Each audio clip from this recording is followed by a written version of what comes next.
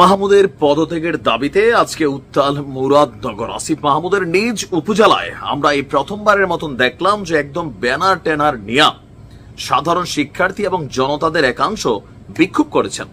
এখন এই বিক্ষোভে পুলিশের যে বাধা দেওয়ার পরে আমরা এখানে নানান কিছু দেখলাম যে পুলিশ ব্যানারটা টেনে কেড়ে নিয়ে যাচ্ছে। কেন পুলিশ এই আন্দোলন করতে দিবে না বা এই কর্মসূচি পালন করতে দিবে না? একটাই কারণ যে এরা যারা আমরা দেখলাম মিছিল টিছিল করছে, পুলিশের বক্তব্য এরা সবাই আওয়ামী লীগ এবং ছাত্রলীগের প্ররোচনায় মাঠে নামছে।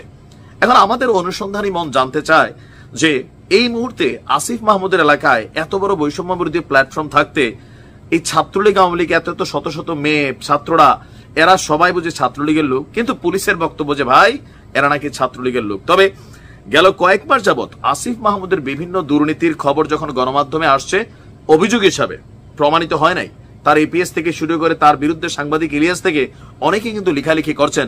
এরপরই আসিফ মাহমুদের বিরুদ্ধে আজকে আমরা দেখলাম এই প্রথমবারের মতন তার নিজ উপজেলায় এইরকম একটা বড় মিছিল। আপনার মুরাদনগরে আমরা যে জায়গাতে দেখলাম যে যারা এই মিছিল করছে তাদের দাবি তারা বৈষম্য বিরোধী ছাত্র আন্দোলনে অংশ নেওয়া উপজেলার শিক্ষার্থীদের একাংশ। আজকে দুপুরে মুরাদনগর উপজেলা সদরে আল্লাহ চত্বরে বিক্ষোভ মিছিলটি করা হয়। তো মিছিল নিয়ে বের হলে প্রথমেই পুলিশি বাধার মুখে পড়ে তারা। মুরাদনগর থানার ওসি সাহেব যিনি আছেন তার নেতৃত্বে পুলিশ সদস্যরা সেখানে বাধা প্রদান করেন।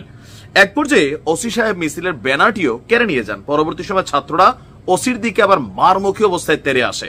তারপর ওসি সাহেব সিচুয়েশন কভার করার জন্য সেখান থেকে সাময়িকভাবে চলে যান। যে ভিডিও ভাইরাল হয়েছে সেখানে দেখা যাচ্ছে যে তার পদত্যাগের দাবিতে মিছিল করছে শিক্ষার্থী এবং বিভিন্ন বয়সের মানুষ।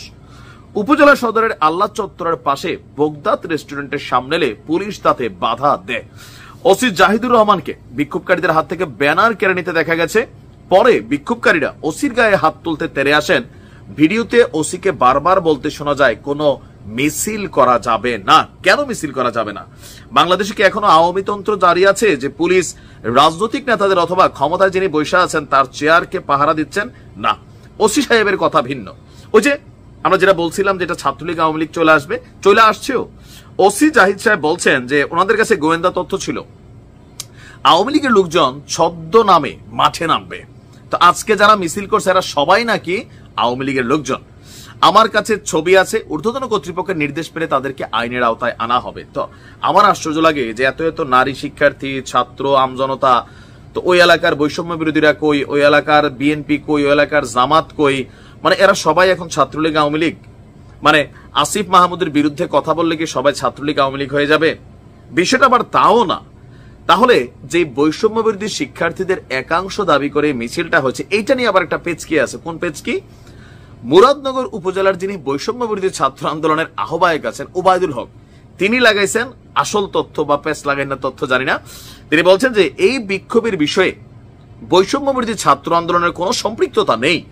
তো ওনার বক্তব্য যে আওয়ামী লীগের লোকজন কৌশলে কিছু শিক্ষার্থীকে প্ররোচিত করে মিছিলটি করিয়েছে, আর যারা এখানে বক্তব্য দিয়েছে যে তারাও বৈষম্য বিরোধী আন্দোলনের সময় বা জুলাই আগস্টে রাজপথে ছিল। আর যে কমিটি হয়েছে এগুলো আসলে একপক্ষীয় কমিটি হয়েছে, এমনকি কমিটি নিয়ে বিভিন্ন জায়গায় বিভিন্ন ধরনের ঝামেলাও আছে। এখন আসলে কোন দিকের পানি কোন দিকে করায়। তবে বাংলাদেশে বর্তমানে একটা আছে, আগে বিএনপি জামাতের সময় ছিল আওয়ামী লীগ ক্ষমতা থাকতে যে কোনো কিছু হলে বিএনপি জামাত, আর এখন এই দেশে যাই হয় লিগ্যাল ইলিগ্যাল যে কোনো আন্দোলন হোক যাই হোক খালি আওয়ামী লীগ ছাত্রলীগ। যাই হোক দেখা যাক কি হয়। বা আসিফ মাহমুদ তিনি নিজে কি বলেন। পদত্যাগ তো করবে না ভাই। এই দেশে আমরা রাজনৈতিক সরকারের মন্ত্রী এমপিরে গালাগালি করি মাঝে মাঝে যে কেন পদত্যাগ করেন এত কিছুর পরে। আপনি এই উপদেষ্টা পরিষদের বিরুদ্ধে কত আন্দোলন মিছিল হয়েছে, কাউরে পদত্যাগ করতে দেখছেন? কোটি কোটি টাকার খেলা, কার পদত্যাগ কে করবে? গরিবদের কথায়।